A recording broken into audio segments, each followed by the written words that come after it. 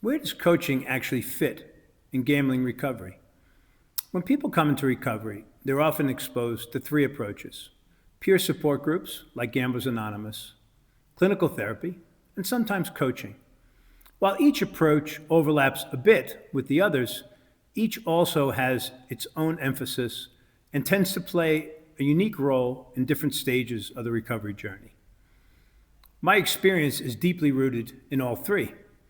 Early in my career, I worked as an alcoholism counselor. I've also undergone years of very productive therapy, and I'm a longtime 12 step member. In addition, a few years ago, I sought out a coach to help me with some issues I was kind of stuck with, and I found it to be a remarkable experience. In fact, I enjoyed it so much that I decided to become a coach.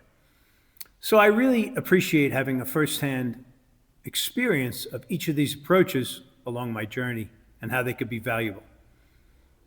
In Gamblers Anonymous, members are taught how to take a deeper personal inventory. They're encouraged to develop a spiritual sense or expand upon spiritual beliefs they already have. They work to reconcile past relationships when possible and eventually turn the corner toward a life of high level honesty and real purpose. So it's a powerful experience for many. The authority in those rooms tends to come from those who have had some time away from a bet and begun to live an obviously better life. They've been there, so to speak. Clinical therapy brings professional training and structured inquiry. Many different issues can be explored, such as emotional triggers, stress patterns, trauma, thinking patterns and habits that at least fuel compulsive behavior. Such insight can be very valuable in stabilizing recovery and also helping one understand themselves. Now, coaching can be useful at any juncture along the way, but I find it most effective when the person's internal questions are shifting from how do I stop gambling and stay stopped toward what am I actually building here?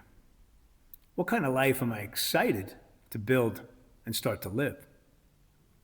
Coaching can play a really big role in helping translate recovery into forward movement, shifting the posture from defensive and very protective of abstinence toward offense and the pursuit of goals and dreams.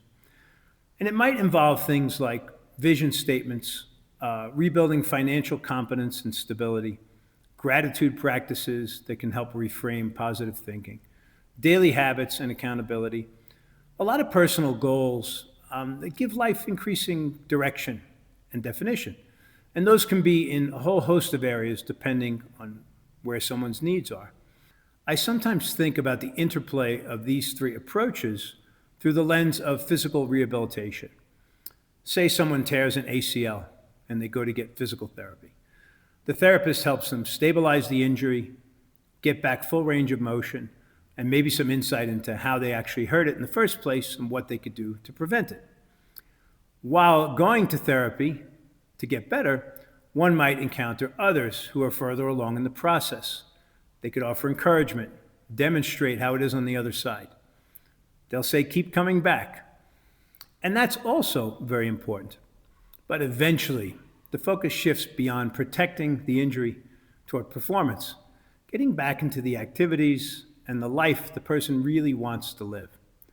And as recovery expands into something larger, a meaningful life marked by stability, renewed purpose, even joy, coaching can be one of the ways people move into that next stage and get on with the wonderful adventure that is living.